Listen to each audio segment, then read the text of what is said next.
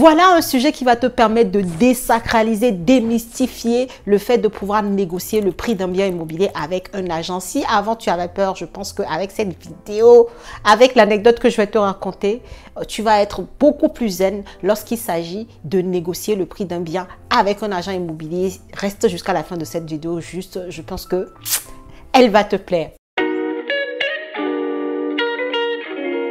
Bonjour à tous et bienvenue sur cette chaîne destinée à l'investissement immobilier. Je suis Celine Medewou, épouse de Rideau. Je suis immopreneur, une personne qui fait du business avec l'immobilier. C'est ce que je t'apprends à faire également au travers de cette chaîne, au travers des contenus que je partage et également au travers de mes formations, de mes accompagnements. Donc, si le sujet t'intéresse, je t'invite à tout d'abord t'abonner de façon complètement gratuite à cette chaîne et à activer ta cloche de notification pour ne pas rater mes futures publications. Et la deuxième chose, regarde dans la barre de description de cette vidéo, tu trouveras des liens très intéressants, notamment le lien vers ton cadeau de bienvenue, les 10 commandements de l'investissement immobilier rentable, qui va clairement, c'est un e-book qui se lit très rapidement, qui va te mettre vraiment les idées au clair sur ce qu'il faut faire pour avoir un investissement immobilier rentable. Comme je te disais en introduction, on va parler aujourd'hui d'un sujet qui va te permettre de démystifier le fait de négocier le prix d'un bien immobilier avec un agent, avec un vendeur de façon générale. Alors pour te parler, je vais te raconter l'anecdote que j'ai moi-même vécu à mes débuts, et je le vis toujours encore d'ailleurs, c'est ça qui est fou, et c'est pour ça que je vais te dire même, méfie-toi un peu des agents immobiliers, parce qu'au final, on comprend très rapidement qu'ils sont réellement là pour vendre, puisque c'est ça qui leur permet ensuite d'avoir leur commission et de pouvoir vivre comme tout le monde. Donc on ne peut pas leur jeter la pierre, c'est à nous de faire attention. Donc, qu'est-ce qui m'est arrivé? C'était à mes débuts, en 2019, je visitais les biens immobiliers, j'avais quand même fait déjà plusieurs visites, et j'avais trouvé un bien qui me paraissait intéressant, mais dont le prix était élevé par rapport au prix du secteur, par rapport pas déjà à ma rentabilité que je voulais et tout ça. Donc, je pars à la visite quand même, comme je t'ai toujours appris, il faut aller en visite même si le bien ne correspond pas à tous tes critères. Évidemment qu'après, tu peux faire en sorte qu'il rentre dans tes critères. Donc, on finit la visite. Après, je prends le temps, comme toujours, d'échanger avec l'agent immobilier. Je dis, oui, voilà, le bien, il est intéressant, mais voilà, j'ai comme l'impression qu'il est à un prix plus élevé que ce qu'il ne devrait. Il est un peu surévalué. Et là, tu vois, je plaçais juste mes pions, tu sais, tu tâtonnes un peu, tu places tes mots parce que tu es débutant, voilà quoi, tu n'es pas non plus à 100% sûr de toi qui ne va pas t'envoyer bouler. Comme je t'ai dit, apprendre à négocier un bien, ça se fait aussi avec la pratique pour ne pas, voilà, rester zen avec la chose et tout ça. Donc, moi, je lui parle tranquillement comme ça et que me dit l'agent immobilier? Il me dit, oui, écoutez, madame, je le sais, ce bien-là, il est un peu à un prix élevé parce que le propriétaire en voulait aussi pour ce prix-là, fait. Et moi, en fait, dans ma tête, parce que ça ne s'est pas vu sur mon visage en même temps avec lui, mais dans ma tête, je me suis dit, non, mais attends, c'est vous l'agent immobilier ou bien c'est le vendeur qui est censé donner le bon prix du bien, qui est censé estimer le prix du bien, en fait.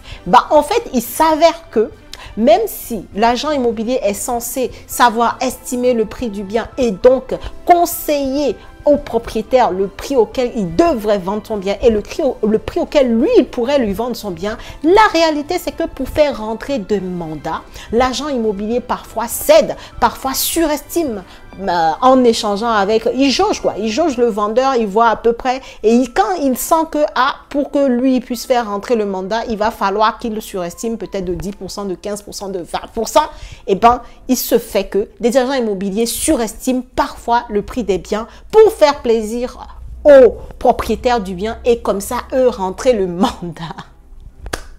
Une fois que tu as cette information-là, une fois que tu sais que non, en fait, il y a des biens que tu vas trouver, les prix sont surestimés parce que l'agent immobilier qui est censé estimer, donner le bon prix d'un bien, finalement lui-même se laisse malmener par le propriétaire qui en veut pour un tel ou un tel prix, tu comprends que tu as une bonne fenêtre de tir en fait pour pouvoir négocier le prix de ton bien en fait. Donc tu vas trouver parfois des biens sur le marché qui sont surestimés même à 30%, qui ont un bien qui est censé coûter 100 000 euros sur internet ou en agence immobilière, on te met le prix à 150 000 euros parce que bon, il y a les frais de notaire, mais en tout cas net vendeur c'est surestimé à 30% de plus cher quoi. Donc ce sont des réalités.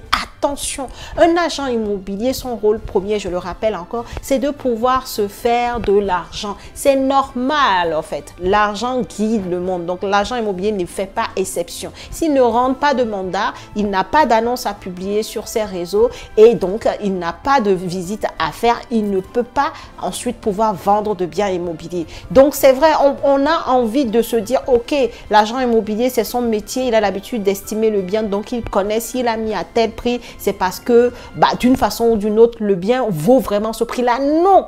Lorsque tu échanges avec certains agents immobiliers, lorsque tu crées des relations avec eux, ils te lâchent facilement le fait que parfois, oui, ils surestiment la valeur d'un bien immobilier juste pour faire rentrer le mandat. Donc, une fois que tu sais que parfois tu peux trouver ce genre de biens qui sont déjà surestimés, tu comprends que voilà, zen en fait, tu peux négocier, tu peux y aller, tu ne fais rien de méchant ou en tout cas tu n'exagères pas parce que en effet, des fois le prix que tu peux voir sur un bien immobilier, ce n'est pas sa réelle valeur, c'est une valeur surestimée justement parce que le propriétaire à côté, peut-être qu'il a d'autres projets, peut-être qu'il a une relation très sentimentale avec le bien ou peut-être tout simplement qu'il veut en tirer le meilleur prix possible. Hein.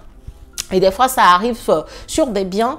Je t'invite d'ailleurs à faire, en tout cas, garder l'œil très ouvert sur des biens que tu peux voir sur, par exemple, Le Bon Coin. Des fois, tu peux trouver que le même bien est dans plusieurs annonces. Ça m'est encore arrivé il y a 2 semaines. Le même bien immobilier est mis dans plusieurs annonces. Dans une agence, tu vas avoir le bien qui est affiché à 260 000 euros. Dans une autre agence, tu vas avoir le bien affiché à 240 000 euros. Et tu te dis, non mais attends, c'est toujours le même bien. Et donc, c'est encore une preuve du fait que certaines agences se plient un peu sur voilà, les exigences des propriétaires pour pouvoir avoir le mandat, quoi. C'est juste hallucinant. C'est juste hallucinant. Mais en même temps, comme je te le dis, on ne peut pas leur jeter la pierre. C'est un comportement très humain. Maintenant, toi, qu'est-ce qu'il faut faire du coup?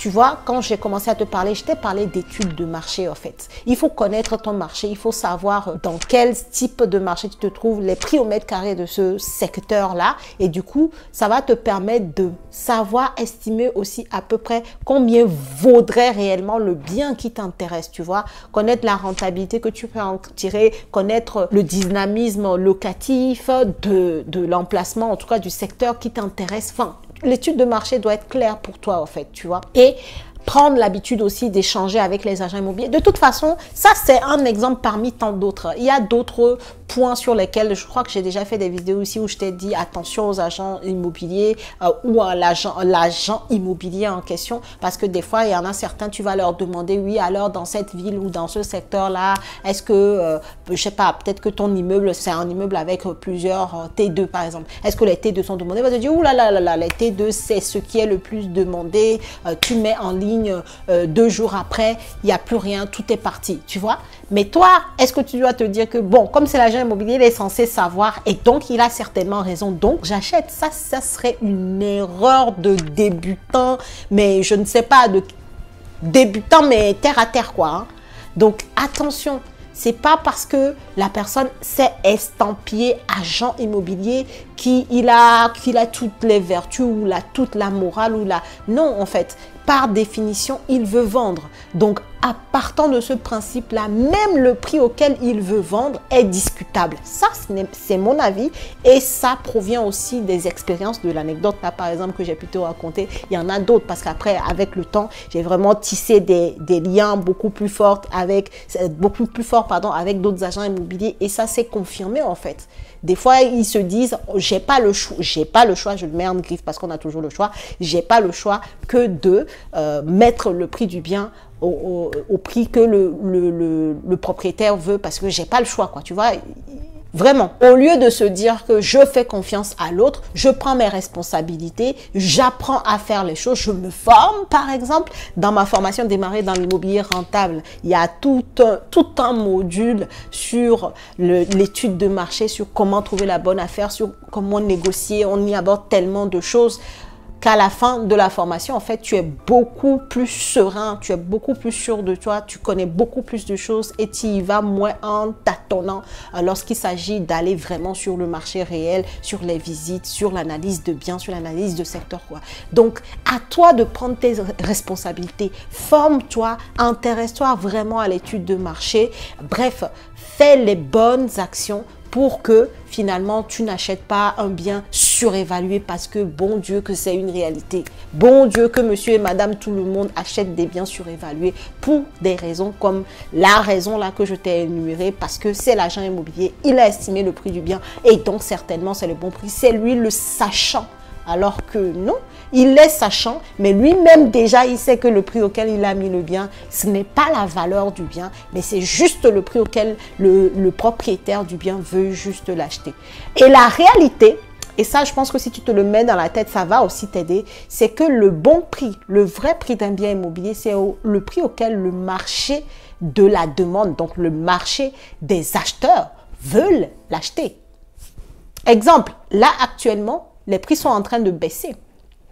Tout simplement parce que la demande, donc nous on est toujours en demande, mais comme il y a les banques derrière et que parfois les prêts immobiliers ne suivent pas et tout ça, les biens reviennent à la vente, le prix baisse et nous aussi derrière on baisse encore parce que moins il y a de personnes pour acheter et puis voilà quoi, c'est toujours la loi de l'offre et de la demande, hein. Et donc pour moi le prix d'un bien immobilier c'est le prix auquel une personne est prête à l'acheter, point barre. Donc si toi tu veux acheter au prix, achète au prix, mais il faut avoir des raisons pour ça. Mais si tu sens que, enfin pas tu sens parce qu'on n'est pas dans l'émotion, quand tu fais factuellement tes points, tes calculs, ton étude de marché et que tu te rends compte que le bien il est surestimé, négocie, point en fait.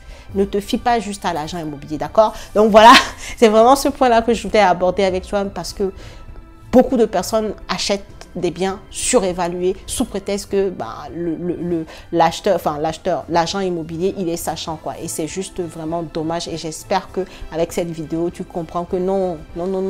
Des fois, ils surestiment exprès pour faire plaisir à l'autre partie quoi. Donc voilà ce que je voulais te dire. Si ça t'est déjà arrivé, s'il te plaît, mets-nous en commentaire ton expérience aussi. Ça fait toujours avancer tout le monde.